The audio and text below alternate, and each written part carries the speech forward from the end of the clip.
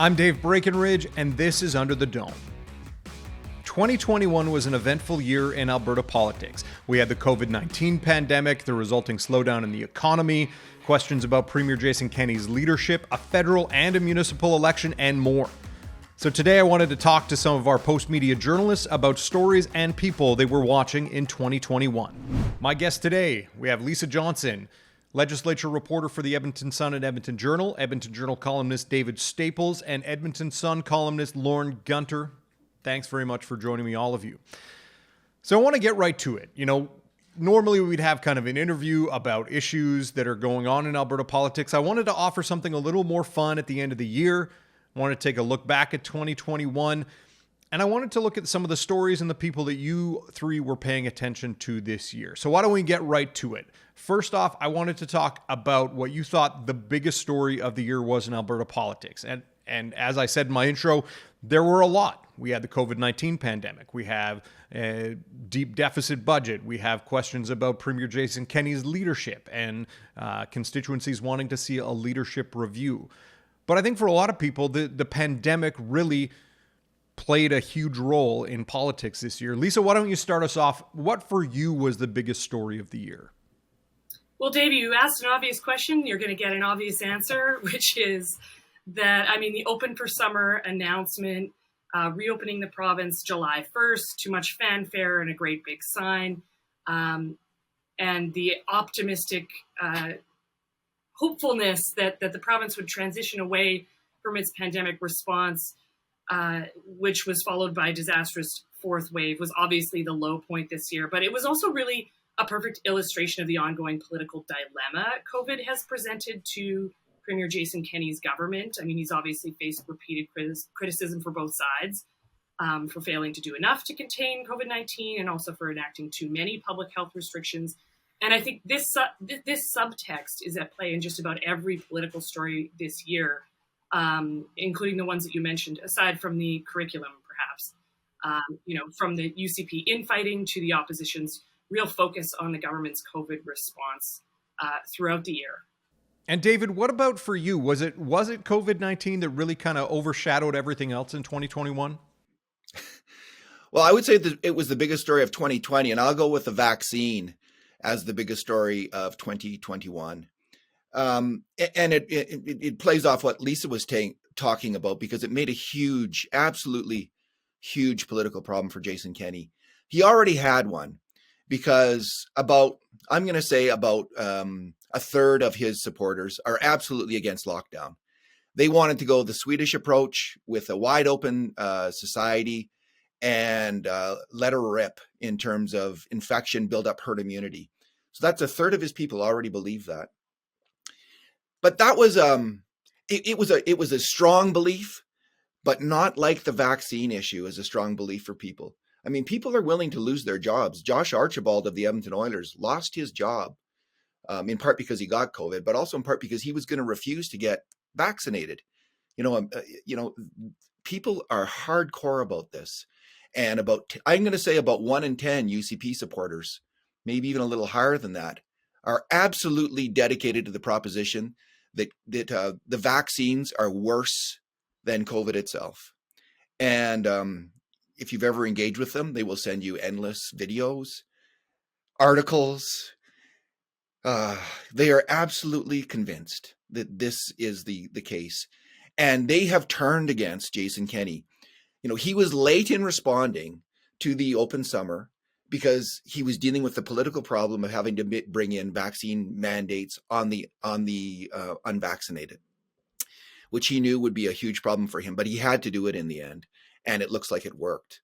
But those people have turned against him, and I don't think they're coming back. I think it's going to fuel the separatist party in Alberta, or the party, the biggest party to the further right in the coming election. I think all of those anti-vaxxers are not coming back to the UCP. So I think other people will, but they will not. And I think that's a major issue for Kenney going forward.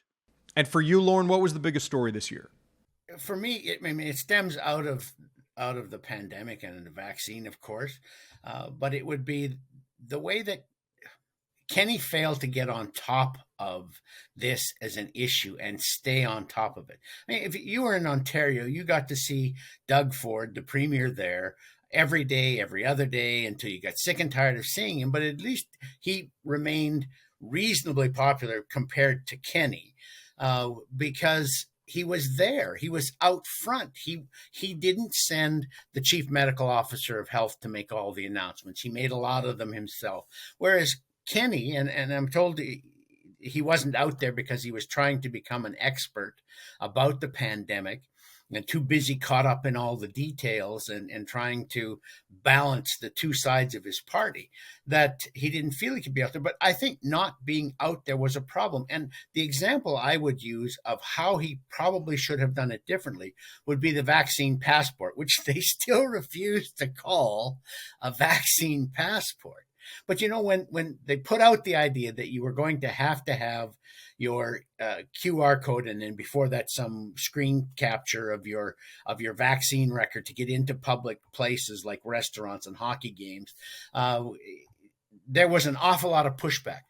There was an awful lot of pushback beyond the government. I remember when the Oilers announced that you would have to have the vaccine record before the province had its exemption program in place. When the Oilers announced that, we got lots of letters at both of the papers saying, I'm never going to another Oilers game if they don't want to have me there.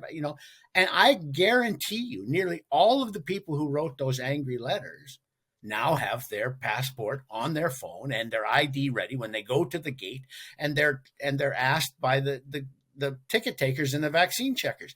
It became a far smaller issue than they thought it was going to be. And I think if Kenney had been out there more as a retail politician saying, look, I know you don't like this. I don't like it either. I don't want to have to put my passport out and my ID every time I go to a restaurant or whatever, but it will help us get back to normal life. Just try it for a while. If we don't like it, we'll try something else. Those are the things that he missed out on. He mishandled the Sky Suite dinner back just before the end of restrictions in the spring. He mishandled the MLAs going away for Christmas. The MLAs and the staffers who went away for Christmas were technically within the guidelines, but the rest of us were all staying at home. We weren't traveling. We were canceling family feasts with our cousins and our aunts and uncles and people we see every year at Christmas and have for decades. We were all hunkering down. And here were these people, on the beach in Hawaii, at a party in Mexico. Here's what and it was Kenney's inability to understand how that was going to be seen by ordinary Albertans. And I think if he'd been out there more, if he had been on top of this sooner, he would have understood what he had to say in order to get the things done that he's done well. I mean, this exemption program that they use, the vaccine passport system they use, has allowed most of us to continue on with our regular lives, except for at the door of a restaurant, at the gate at the hockey game, having to show a screen capture on our phones and have it scanned and show our ID. I'm prepared to do that. That's not a huge infringement on my freedom. I don't end up, being inconvenienced all that much, but that would have been something he'd have understood better, I think, if he had been more the spokesperson rather than the intellectual guru who was driving the government's response. Now, those were the big stories of the year. And even for people who cover politics, there may have been stories that didn't get as much play as you thought they should have, or maybe that people should have been paying more attention to. So I'm curious, David, for you, was there a story that flew under the radar for you or didn't get as much attention as you thought it should?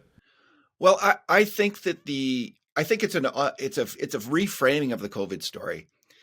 Kenney he's been blasted, and he's apologized for his open for summer hype. But my thing is, I think what's COVID has shown us is the unpredictability of the virus, and that's really the story of the year. No one has been able to predict the course of the virus. Jason Kenney failed to do so, and at the same time, I did. I was listening to all of the experts who talked about if we get to 70% herd immunity, we should be past this thing. They had been saying that for a year. Constantly. I heard it repeatedly. So as we were getting to summer and we're getting to 70% vaccination, of people over the age of 12, and we have herd immunity, like it was, I think, 10-15% of the people who had got it already, seemed to me we're well within the parameters where what Kenney was proposing was safe. That did not turn out to be the case, and blew up in his face big time. Then we get to late September, and we have this outbreak. And what do the Canadian Medical Association and the Alberta Medical Association push for? A massive lockdown on everybody. Schools, businesses, rec centers, no sports, which we would still be in right now if Jason Kenney had instituted. They got it completely wrong. They were thinking cases were going to continue to explode if we didn't do this. They were completely and utterly as wrong as Jason Kenney. And what they were proposing, I'm going to say, would have caused as much harm as what Jason Kenney did in opening up. That to me has not been discussed thoroughly, how the AMA and CMA just completely got it utterly wrong. And all through the pandemic, in the winter and in the spring, we had medical doctors who were getting a lot of attention calling for massive lockdowns, which probably weren't needed at the time. So I'm going to say that what's been missed is everyone needs to take a humble pill here and realize this is really, really hard to predict. People got it wrong. Kenney got it wrong. So did the physicians. They got it completely wrong. And right now with Omicron, I think we're all taking a deep breath here, finally, and realizing, in our heads at least, we're not talking about this publicly. Nobody really knows where this is going to go. We're all really hopeful that maybe it's not going to be as bad as it looks. Some people are very fearful that it's going to be bad, but I don't think anyone knows. I don't know. I don't think anyone knows. And we'll see what happens next. And Lorne, what about for you? What was the underreported story of the year? So many things flew under the radar, but I think as much as it's been given a fair amount of attention, the federal mishandling of federal finances and the economy is going to come back to bite us big time in 2022 and 2023. The OECD, the organization that represents all of the developed nations in the world, has predicted that for at least the next 9 years, Canada will have the slowest performing economy of all the 32 developed countries in the world. And there are others who predicted that could last through 2050. Now, I think anybody who makes economic predictions past the 2 or 3 year window is really asking for trouble, because it's not going to happen. Nothing goes in a straight line in politics or the economy. But the idea that, we're going to come out of this robustly and all of this government spending is going to keep us from having a recession, et cetera, is just foolhardy.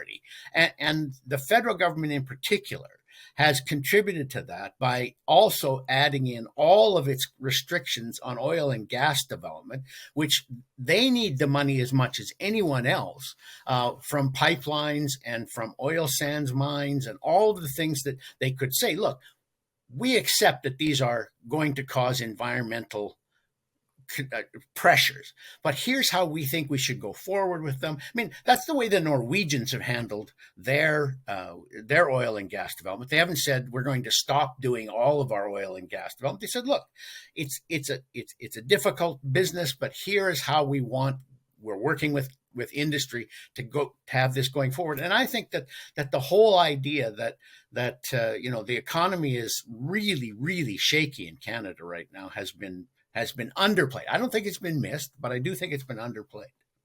Lisa, what about from your perspective? Was there a story that you feel Albertans should have been more tuned into in 2021? A lot of the social issue stories that popped up this year are tangled up in the COVID issue, including, the record number of opioid deaths. I think there was a lot of coverage about that. We also saw some really concerning numbers in the fall, especially in November. We learned that Alberta was on track to record a record-breaking number of deaths among children and youth in child welfare services or getting government supports this year. So there have been a total of 34 deaths this year, which matched the total number of deaths last year. And we learned that as of November. So 22 of those deaths are still being investigated, but that's something that, an issue that the Province of Child Advocate has also dug into and looked at a lot of the different factors here. a lot of them related to housing issues, addiction issues, various social issues that have really been compounded by the pandemic. So that's something that I hope that we can dig into a little bit more next year. All right, so that's the stories that people were paying attention to this year. Now I want to look at the people. And obviously it was a bit of a tough year for the UCP caucus. You had the travel scandal early in the year that saw the Municipal Affairs Minister, Tracy Allard, lose her post. We had controversy for the Education Minister, Adriana LaGrange, over the curriculum.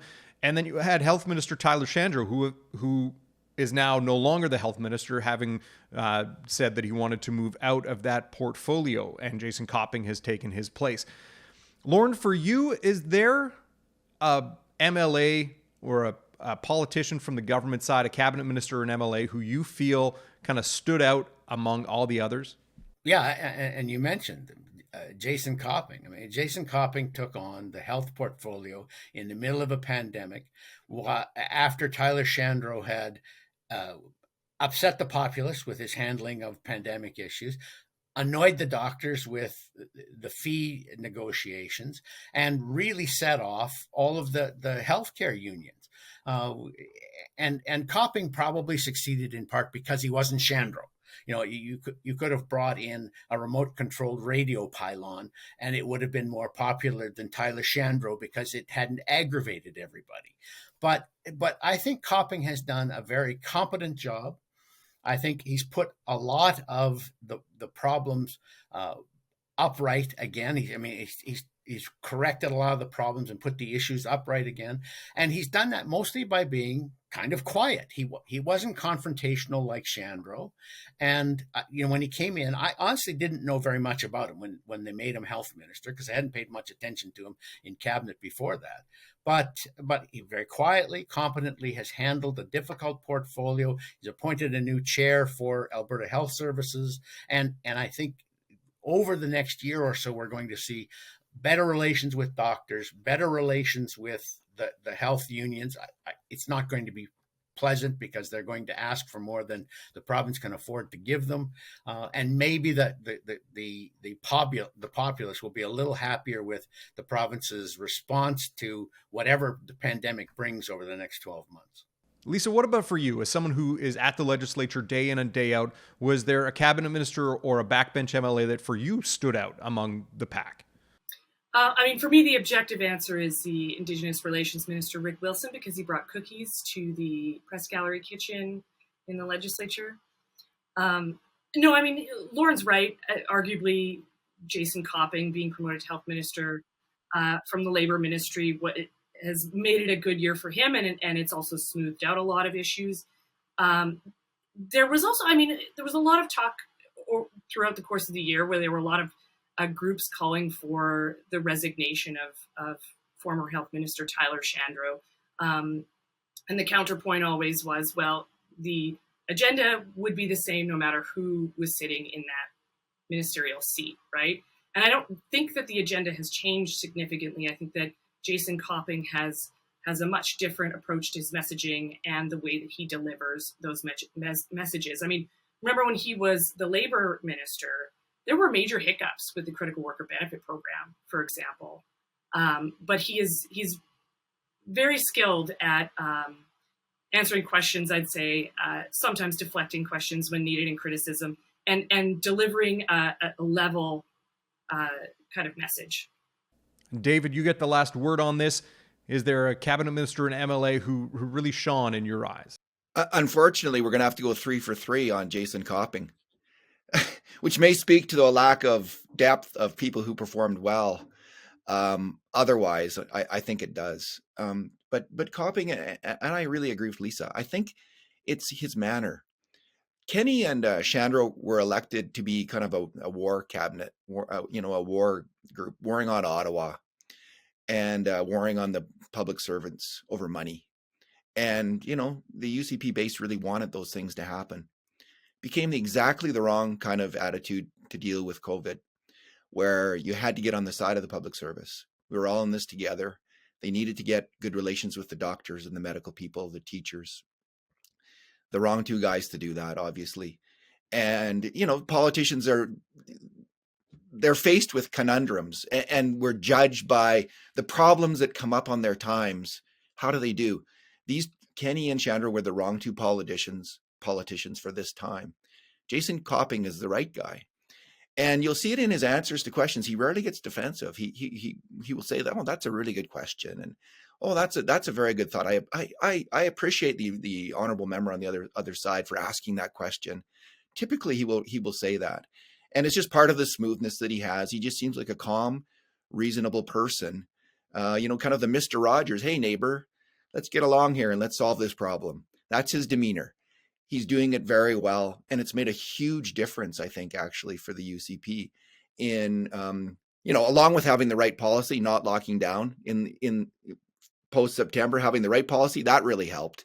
But also having Copping there to answer the repeated questions of, what went wrong this summer and has been a big thing for them. Now, moving on to the opposition benches, I know for a lot of people, when you say opposition, people just assume the NDP, but we also have two independent MLAs. We have Todd Lowen and Drew Barnes, who now sit independently. Lisa, was there an opposition MLA who, for you, really did a good job in either moving on an issue or presenting an argument against the government or tackling an issue that made them stand out? Maybe this is because I spent so much time covering the federal child care $10 a day program this year, but there definitely was a lot of attention paid to that file, and the NDP Children's Services critic Raki Pancholi has been a really fierce critic and has really steered, I think, a good policy discussion on that file. She knows it inside and out, but I also think that Kathleen Ganley, who's the energy critic, has caught my attention a few times. I remember back in March during budget estimates, she was relentlessly asking questions about the government's investment in Keystone XL, which was ultimately a lost investment, the War Room or Canadian Energy Centre, which at the time was waging a campaign against a Netflix Bigfoot cartoon. And it was interesting because she squeezed out some new numbers out of the energy minister, Sonia Savage, but she also really got under Savage's skin. In the evening, at one point, Minister Savage decided she would no longer share time. So in other words, go back and forth with questions and answers, share time with those who are asking questions, because she said Ganley kept cutting her off and she called it an abusive process. I mean, objectively, that move makes it easier to dodge questions. And Ganley, of course, accused the minister of dodging questions for that reason. So, but it's made for a really interesting debate, I think, when Kathleen Ganley's in the room. And David, what about for you? Was there anyone on the NDP benches or the independent MLAs who kind of set themselves apart? So I'm going to say Darren Billis is the one that I look to as someone who consistently puts forward common sense things about business. He wants Alberta business to thrive. It's clear that's a huge priority with him. It's clear he's on the side of business as well as on the side of the working man. But everything he says is oriented towards that. The NDP had a blind spot, I'm going to suggest, during the pandemic about lockdown. They hardly ever mentioned the harm of lockdown.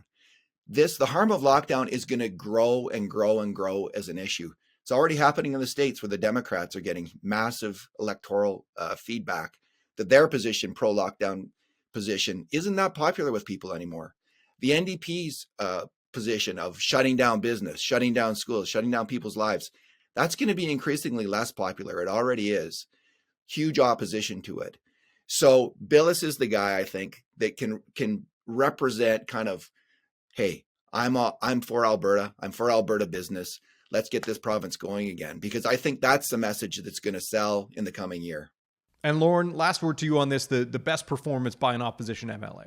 You can discount the independent conservative MLAs because they have made the entire reason for their being in the legislature to say nasty things about Jason Kenney. And he may deserve a lot of the things they say, but that's not enough to sustain any kind of campaign. But I think Billis is a very good example of where the NDP has to go, because Billis is more like a representative of private sector unions, whereas the rest of the party seems to focus on public sector unions. And the reason they focused on lockdowns didn't scare them, was because they knew all of their supporters in the public sector unions were going to be paid every 2 weeks, just as they would have been if there had been no lockdown. And so that wasn't an economic consideration for them. But with private sector unions, if you're not working, you're not getting paid in lots of cases. And I think Biche is a sort of person who understands you have to work with business in order to create the jobs that private sector union guys are going to fill. And so you can't have union versus business all the time. It's always all union or always all business. And that's, I think David's hit on something there, is if the NDP want to take advantage of the UCP's unpopularity in 2023 in the next provincial election, they're going to have to find that sort of middle road. And they lost most of their middle road people in the 2019 election, because those middle road people had won in vote splitting ridings, not in Edmonton ridings where they win without a vote split, but they won in vote splitting ridings just outside of Edmonton, just outside of Calgary, or in the north end of Calgary. And unless they can go back to being moderate again, they're not going to re-elect an awful lot of moderate MLAs.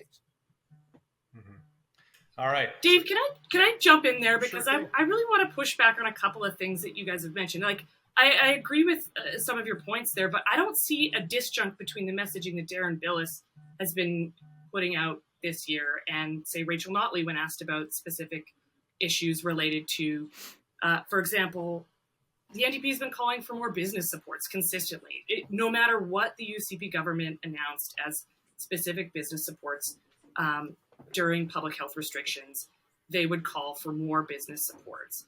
They were asking for a vaccine passport in order to keep businesses open. I don't remember a single time when Rachel Notley went up and said, we need to lock down the entire province.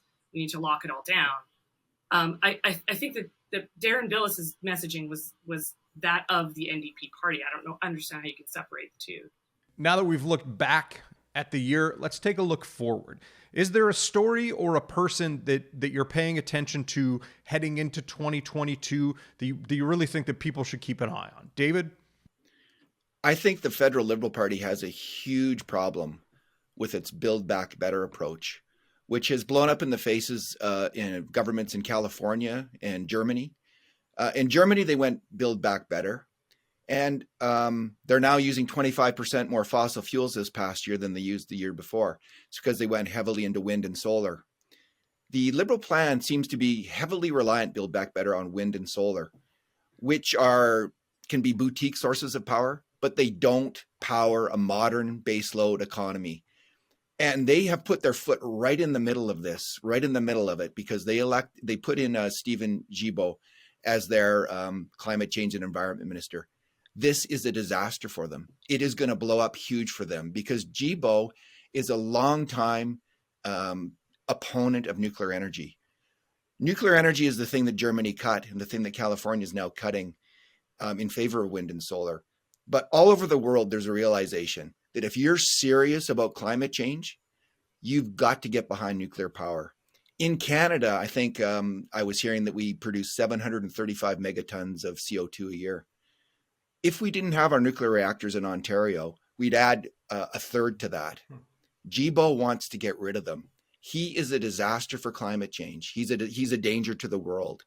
People are slowly waking up to this realization that there's this whole class of environmentalists who came up in the 1990s. Every single major environmental group in Canada is part of this. They are all against nuclear power in Canada. This is going to be a major debate in the next coming years. And the Liberals are now on the wrong side of it with Guilbeault. They were doing okay with in the past because they supported small modular reactors. They've got to get rid of this guy. He is going to cause them a major drop in popularity. And Lorne, what about you? What are you looking toward in 2022? Well, I think we'll see in the next 3 or 4 months whether this story becomes anything big, and that is the return of Brian Jean to provincial politics. My gut at the moment, and I always have a trouble with this because, I have had and I'll admit to it, I've had a long personal relationship with Jason Kenney. But I at the moment, I just sense that Brian Jean is not going to have the staying power to continue to to put pressure on Jason Kenney. The question then on the other side is, will Jason Kenney do the one thing I think he really needs to do, which he hasn't done, and that is hammer Ottawa. You can hammer Justin Trudeau in this province as much as you would like, and very few people are really going to object. The federal government's not going to change the way it deals with Alberta. It's going to undercut Alberta as much as it possibly can. Stephen Guilbeault is a prime example. I mean, you would never have appointed as the environment minister someone who was going to close down hydro in Quebec. You would never, ever have done that if you were Justin Trudeau. But you do the same thing to Alberta. And so I think Jason Kenney has nothing to lose and everything to gain, both politically and on a policy basis, from going after the feds again and again and again. And maybe the arrival on the scene of Brian Jean pushes him to do that. So we'll see, I think, in the first quarter, the first 2 quarters of 2022, whether that happens. And Lisa, last word to you on this. Is there a story or a person that you're watching closely as we head into next year? Yeah, I mean, I was going to say Brian Jean as well, a former leadership rival of Jason Kenney's. He's got the UCP nomination in Fort McMurray, Biche. He's coming for Kenney's job. He said he's coming for Kenney's job. There needs to be a by-election in February, so we'll see more of this story develop in February. But I was also wondering if we were overinflating his impact, because it's a dramatic political comeback story. If us reporters are just a herd of cats following a laser pointer here, for how long will we be, transfixed with the Brian Jean story? And I mean, remember that during that leadership contest between Brian Jean and Jason Kenney, there was also Jeff Callaway. So who will play the role of Jeff Callaway, the so-called kamikaze candidate this time around? Will there be one, or will Jason Kenney have to squarely criticize Brian Jean, as he has done recently? He's taken some swings at Brian. And is that going to become the ongoing story? Is that battle between the two of them, or will Brian Jean's impact be diminished and we're overinflating it? I'm not sure. Someone to watch. I've seen nothing in Brian Jean's policies that make me think he's in touch with the modern political world. Like they just seem like, what is he talking about? Like that's my, like, I'm open to what he has to say. He seems like he's a very personable man. And I think he comes off very well in that regard. But from reading some of the op-eds that he's written, I'm not feeling it. I'm not seeing policies that are going to help Alberta right now with on any number of fronts, major issues that we have. So that's what he's got to develop, is a much better policy. And I think a lot of the people who were pushing him to get back into politics 3 months ago have come to accept vaccine passports and some of the limited restrictions. And there isn't as big a constituency for his complaining as there was perhaps in October. All right. Well, we'll see how those predictions hold up for next year. I think that's our time today. Thanks very much, all three of you, for joining me. David Staples, Lisa Johnson, Lorne Gunter. And that's it for Under the Dome. Don't forget you can find all past episodes at edmontonjournal.com/underthedome, or you can hit that subscribe button on YouTube. I'd like to thank all of my panel guests this past year. It's been a blast. I look forward to sitting down with all of you again in 2022. To all our viewers, hope you have a Merry Christmas, Happy New Year, Happy Holidays.